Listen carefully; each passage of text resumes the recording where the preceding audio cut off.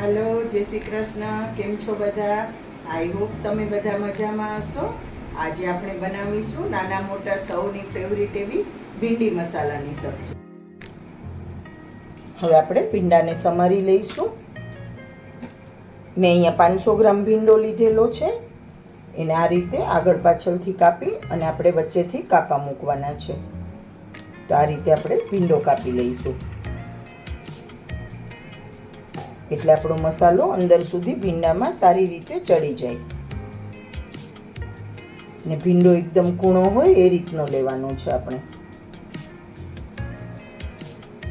આ રીતે આપણે બધો ભીંડો કાપી લઈશું। અહીંયા મેં એક કઢાઈ લઈ લીધેલી છે, એમાં આપણે તેલ મૂકી દઈશું કેમ કે આપણે પહેલાં ભીંડાને ફ્રાય કરવાનું છે, તો તેલ થોડું વધારે લેવાનું છે અને આપણે જે ભીંડો કાપીને રાખેલો છે સમારીને એને ફ્રાય કરી લઈશું। તેલ ગરમ થાય પછી આપણે ભીંડાને એમાં નાખવાનું છે અને ભીંડાને 30 થી 40% ફ્રાય કરવાનો છે। એકદમ ફ્રાય નથી કરવાનો। 50% જેટલો ભીંડો ફ્રાય થાય એટલે આપણે એને તેલમાંથી કાઢી લઈશું। એકવારમાં બધો ભીંડો નહીં આવે એટલે હું થોડો થોડો કરીને 2 વારમાં ફ્રાય કરી લઈશ।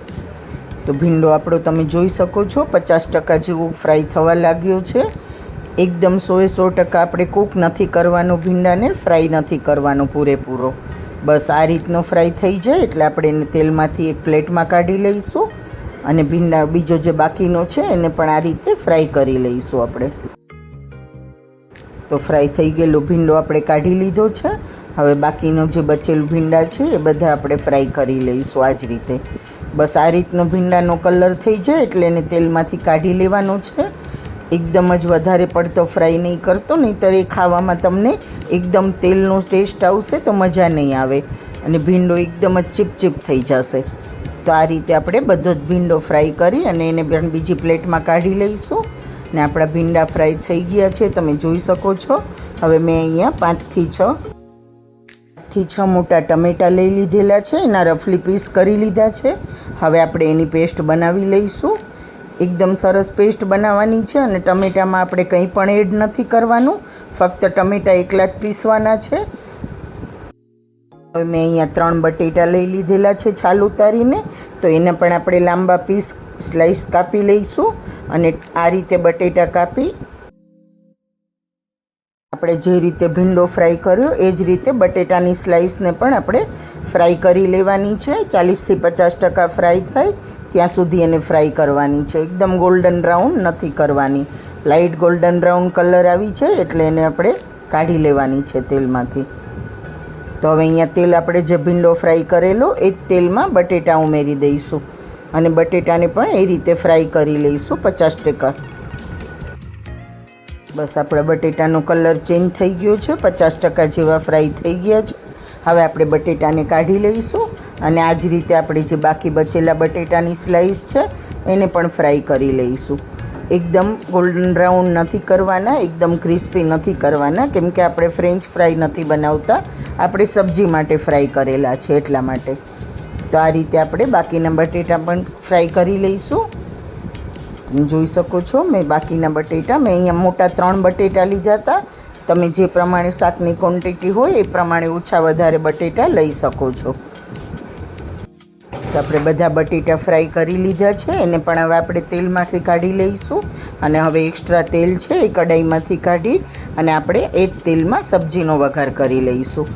તો મેં અહીંયા 3 ટેબલ સ્પૂન જેટલું તેલ રેવા દીધું છે, એમાં 1 ટેબલ સ્પૂન આખું જીરું નાખી દીધું છે અને 2 મોટી ડુંગળી ખમણીને લીધેલી છે। ડુંગળીની આપણે પેસ્ટ નથી બનાવેલી, ખમણીને લીધી છે। તમે પેસ્ટ પણ બનાવીને લઈ શકો છો ને ગોલ્ડન બ્રાઉન થાય ત્યાં સુધી એને આપણે ચડવા દેવાની છે, કૂક થવા દેવાની છે। ડુંગળીમાંથી તેલ ઉપર આવી જાય ત્યાં સુધી કૂક કરવાની છે। હવે આપણી ડુંગળી ગોલ્ડન બ્રાઉન થઈ ગઈ છે, તમે જોઈ શકો છો તેલ પણ છૂટું પડી ગયું છે। તો હવે આપણે જે ટમેટાની પ્યુરી બનાવીને રાખેલી છે એ એમાં એડ કરી દઈશું। ટમેટાની પેસ્ટ એમાં એડ કરી દીધી છે। હવે એમાં સારી રીતે એને મિક્સ કરી દઈશું અને બાકીના આપણે થોડું પાણી નાખી અને બાકીની જે ગ્રાઇન્ડરમાં રહી ગયેલી હતી જારમાં એ બધી પ્યુરી પણ લઈ લીધેલી છે એટલે આપણી પ્યુરી બિલકુલ વેસ્ટ ન જાય। હવે આપણે શાકના મસાલા કરી લઈશું।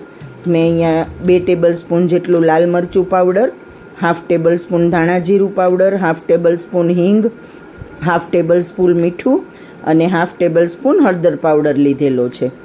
હવે એને સારી રીતે મસાલાને મિક્સ કરી દઈશું અને ફરીથી આપણે ટમેટાની પ્યુરી પણ એકદમ ચડી જાય, કૂક થઈ જાય ત્યાં સુધી એને કૂક કરવાની છે.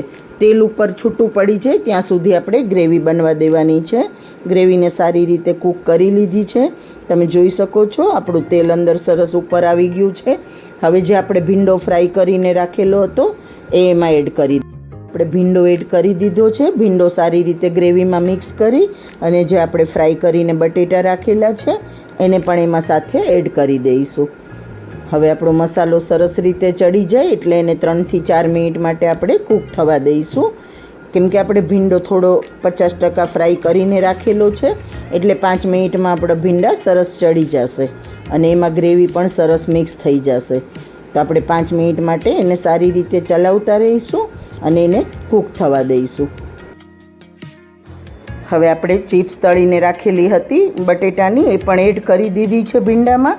હવે આપણે ટમેટાની ગ્રેવીમાંથી એકદમ તેલ છૂટું પડી જાય ત્યાં સુધી એને કૂક કરવાનું છે. 4 થી 5 જ મિનિટ કૂક કરવાનું છે. અને સોરી ફ્રેન્ડ્સ, હું કહેવાનું ભૂલી ગઈ, મેં જે આપણે ડુંગળીની પેસ્ટ લીધેલી હતી એ ડુંગળીની પેસ્ટની સાથે જ મેં લસણની પેસ્ટ પણ બનાવી નાખેલી હતી. એટલે લસણ ડુંગળીની પેસ્ટ આપણે એકસાથે જ બનાવીને સાતળી લેવાની છે. હું વિડીયોમાં તમને લોકોને કહેવાનું ભૂલી ગઈ હતી. તો લસણ વગર તો ભીંડાનું શાકનો કોઈ ટેસ્ટ જ નહીં આવે. તો લસણ ડુંગળીની પેસ્ટ આપણે એકસાથે બનાવી લેવાની છે. તો આપણું ભીંડાની સબ્જી રેડી થઈ ગઈ છે. ગરમા ગરમ રોટલી સાથે કે પરોઠા સાથે ભીંડાની સબ્જીનો આનંદ લો. અને મારો આજનો વિડીયો ગમ્યો હોય તો લાઈક, શેર અને કોમેન્ટ જરૂરથી કરજો. મારી ચેનલ પર નવા હોય તો સબસ્ક્રાઈબ જરૂરથી કરજો. Thank you friends.